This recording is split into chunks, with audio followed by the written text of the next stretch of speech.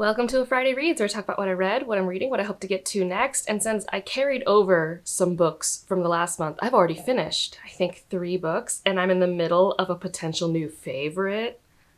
It's a good start to the month. It's a good start to the month. I am very excited to read after filming this video. So excited. And honestly, I think everything I finished has been pretty good. I mean, one was just fine, but nothing's been bad. First, let's scream, let's shout, let's tell everyone why you should be reading this book that no one's read that came out 2 years ago, The Ginbot of Shantyport. This is so good, okay? So this is a book that's been languishing on my TBR because unfortunately there is no audiobook, okay? You have to read this with your eyeballs if you want to read it. And it still worked really well for me. I don't think it's very hard to read with your eyeballs. It's just, I get it. Not all of us have that type of focus in these times. So fair. But that said, I devoured, loved, was like, oh my gosh, that happened? I was edge of my seat at the end of this book, having a great time. I think the only thing that stops it from being like an all-time favorite for me is that sometimes it can get a little like soapboxy on things I agree with, but sometimes I'm just like, okay, can we get back to the story? If you haven't heard of this book, which has a stunning cover, it's so cool. You might have heard of the author. They pushed marketing-wise more his first book that was published here. He has many books published in India. The City Inside, which I really liked, but was more literary science fiction. It was like near future in India, the role of influencers, and maybe the start of rebellion. It was really interesting. This also has to do with rebellion, but this is more actual science fiction. Like, if you like the parts of Star Wars that are rebellion-based and that you're on a new planet with all these droids and things like that, aesthetically, I think this is going to feel really fun to you. And also, it does have rebellion elements to it. The big thing for this is it's Aladdin in space. And it is. Like, he was directly inspired by the archetypes, the tropes, the plot beats of Aladdin. And sometimes you'll forget that. And you'll be like, oh yeah, this scene happens here because this is the Cave of Wonders scenes. Or, oh, that's Abu. Or that's Iago. That's Jafar. Like, all of those sort of things. But at the same time, it doesn't feel like, at all, a beat-for-beat version of Aladdin. For many reasons, including the fact that Shantyport is its own lived-in place, its own culture. It has bots and humans, bots' rights, humans' rights. It also is a planet in a larger universe that isn't allowed to be within the larger universe because where it is in its development. The world building is very vibrant and cool. And I think the characters are really fun to follow. And our primary character is actually our narrator, which is this little genie bot up here that we meet in the first chapter. And not only do we get insights to our other 2 main characters, which are the Aladdin and Abu characters, we get insight into their development. And I think it's just so well crafted. It's so engaging. It's very fun. I think it's going to work well for character-driven and plot-driven readers. Like I said, the one thing is I think it can get a little soapboxy, but we also know I'm a Debbie Downer about rebellion books. I don't know why. I just feel like I'm very jaded, and a lot of them don't do things realistic within the frameworks in which they have set things up. Or I just don't believe that certain things, like we just have to let people know the truth, is going to fix anything. And I think this handled the complexities of rebellion and change in governments really nuanced and really well. I think obviously not perfect, but the intent and care is in there. So yeah, I really enjoyed this. You should check it out. I will say, I think it probably took me 50 or so pages to get the groove of it, because for me, it's a little detail-oriented at the beginning in terms of setting up the space. But once we're done describing everything, I was like in it. It was very dialogue-heavy for times. The action scenes actually were very vibrant for my brain, which is very rare. But there are like bot battles that I could see. It was very cool. I had a really good time with this book. So that was a good win. Also, TBR vet off the TBR. Feeling good about that. The next one I finished was Drop of Corruption. I primarily did this on audiobook. Yes, I have this nice hardback because I'm a sucker for a hardback without a dust jacket. What can I say? And I already own the first one. I got it in my indie bookstore haul, if you hadn't seen that video. I like this one appreciably more than the first one. Like maybe a 1/2 star more. I think the first one's a 4-star for me, and I think this is a 4.5. Part of that is I get what it is now. When I first read The Tainted Cup, I did not know it was going to be like a Holmesian mystery and what that entails. Like, I'm not used to that trope basket, and it's not my favorite. But here, I'm like, okay, There's going to be a problem. We're going to investigate it. We're going to finish it in one book. That's what this is about. There will be cool world building implications, but don't get invested in that. It's not about a bigger thing. And like, we are slowly meta plot wise learning about a bigger thing, but I was right with my, expectations going in. I really like the part of this world we've gone to and discussing again annexation and colonialism. I think those themes are actually done pretty well within this series, or at least consistently, in terms of the thought trees. I thought the mystery was just really compelling in this one, in terms of, I was like, yeah, this is messed up. We need to solve this. It's kind of the difference of, I liked The Tainted Cup.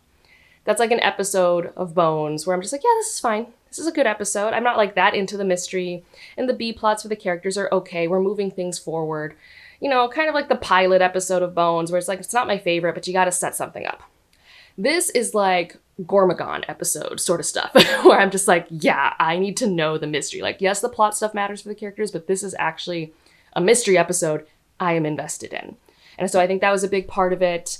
I do think Din, our main point of view character, is just more interesting in this one. I found him pretty flat in the first book.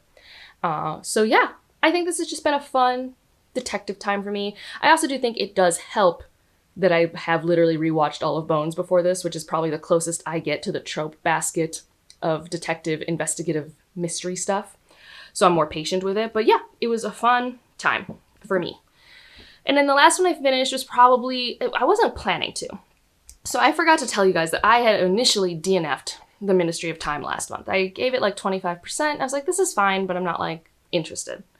But then I was doing reading sprints with my patrons, and I was mentioning that like some people thought a thing happened at the end that really like made them rethink the framing of the entire book and the implications. And I was like, well, I didn't hate it, and I need an audiobook while I like take care of the clover and do stuff in my yard. I didn't have like another audiobook because I had just finished A Drop of Corruption, and it's not a long audiobook. So I picked it up, put it on like 2.25 speed.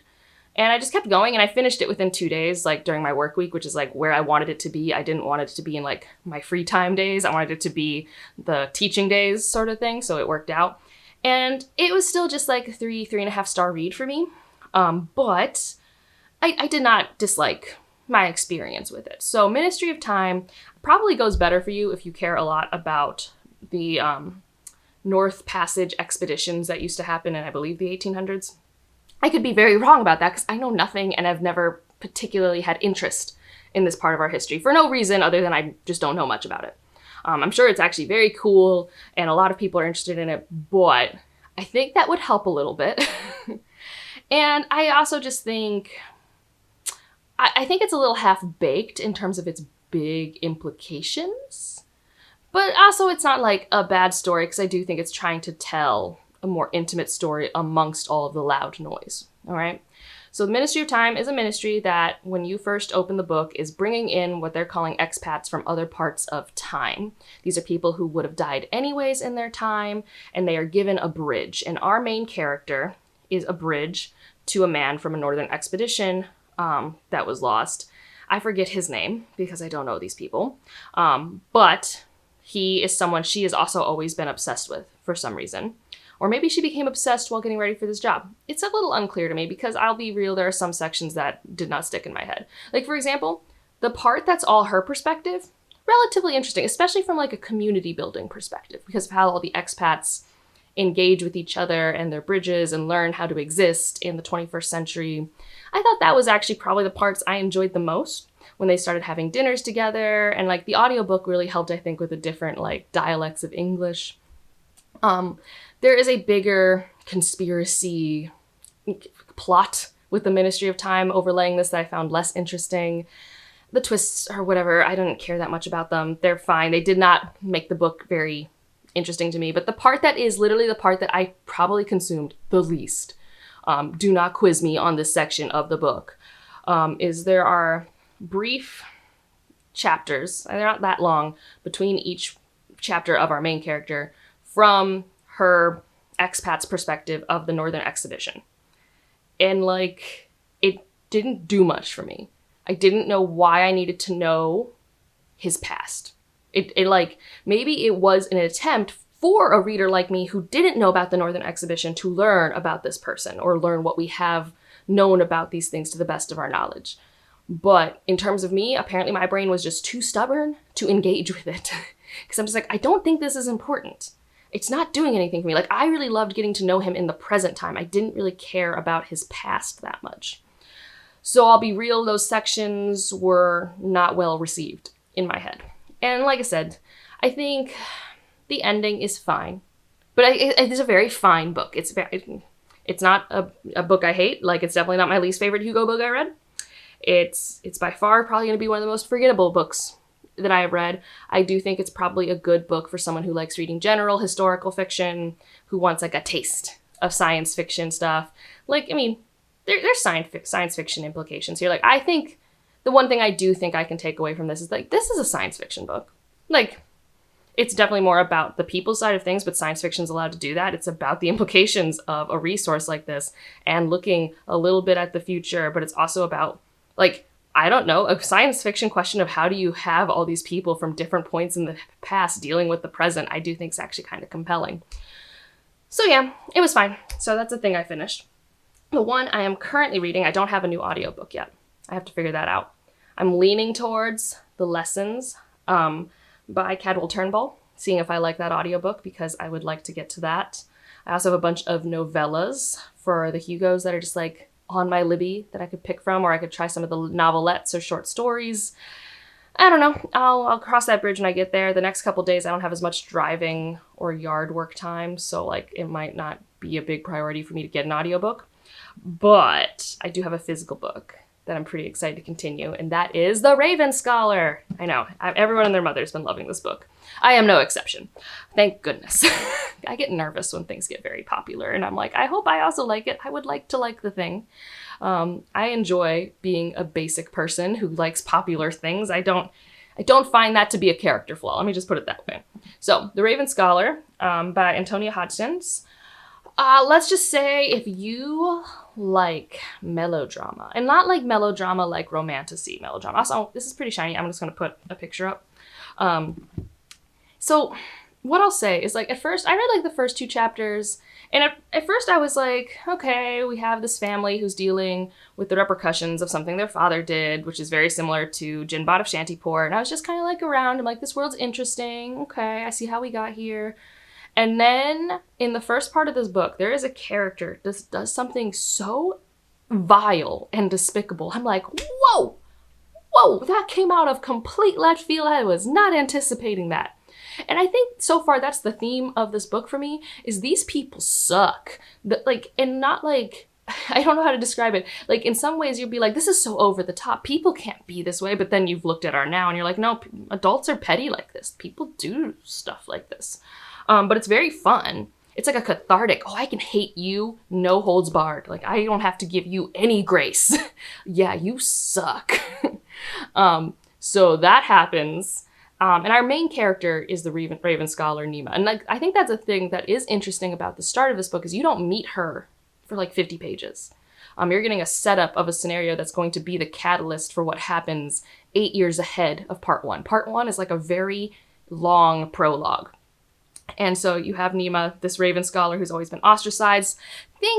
At least this was my impression, maybe it's because the Wicked trailer and stuff like that, but it's like Elphaba if Glinda never became her friend, okay? Like, completely ostracized and stuff like that, but good at what she does and everything. And so she's our main perspective, and there's about to be more drama, but oh my lord, how many people I hate. And the intrigue and the twists and the turns and I'm just so engaged. It's very dramatic. It kind of feels like all of the most dramatic moments of things from like A Song of Ice and Fire, but also like soap operas, distilled down into a very well-paced thing that also is going to have competition and a mystery, and I'm just very excited about it. It's also just really easy to read. So yeah, and I think this author, this might be her first fantasy, but it's not her first writing. I think she actually writes mysteries and thrillers. I think you can feel that. Like, she's taking the trade of how she paces things in her other genres into the fantasy, and I think it's a beautiful blend. So, for me, the hype is doing good so far. Hope it continues. But yeah, if you want to like people, though, like if you don't like characters being mean and petty and feeling like irrationally cruel, you might not enjoy it. Like, there's a lot of moments where I'm just like, why are people doing this to Nima? Like, oh my gosh. Like, not quite Fitz level, but like a little bit. And like, in some ways though, there is also this conversation of like, she's not perfect either. She's just definitely the most sympathetic character and our main character. So yeah, it's fun. That's what I'm going to be physically reading for the foreseeable future. Like I said, don't know what my audio will be. I should start reading the Dragonbone Chair, so maybe I'll attempt that in the nearest future. I don't have the I wish I had the audiobook for that, because I would start that. It's a 33-hour long audiobook, like goodness. Maybe I'll cave and use one of my credits to get it, because it's like for some reason a wait at my library, and I don't think I have the time to wait for it. And then my last piece of fun news is I did end up through Pango, which I don't have a Pango shop myself or any referral codes, but Pango's like a used book thing. Kind of like, is there one called like Mercari or something like that? And I've been trying to find just a reasonably priced paperback of No Gods, No Monsters that was in good condition, because I didn't really want to spend $20. So instead I spent like $15, including shipping, to get No Gods, No Monsters in paperback. And I'm pretty happy about it. And I can tell that this has actually been read, but read without hurting the spine, because it opens really well. Usually these books, so they're from a publisher that obviously uses a slightly different printer. So here's my We Are the Crisis. I haven't even seen if they're the same height yet. Oh, thank goodness. So, but these are from Blackstone Publishing. And so like this book is currently like, she real tight. I think she'll open up with time. It's not like as tight as say like a UK paperback, but it's not like my favorite binding.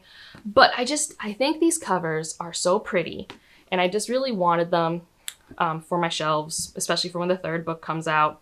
And I think they look nice together. Like, I've seen these together at bookstores before, and I've always wanted them, but I was nervous I wouldn't like it. But I really liked this, which is why potentially my next audiobook could be The Lessons. I don't know. It could happen. But that's my Friday reads. I now get to go read The Raven Scholar until I have an eye doctor appointment where hopefully I can get out of getting my eyes dilated. I hate getting my eyes dilated, like truly. Ugh, it's just my least favorite thing. Let me know what you're reading, doing, or watching. I did rewatch Rogue One. Still my favorite Star Wars movie. Oh my gosh.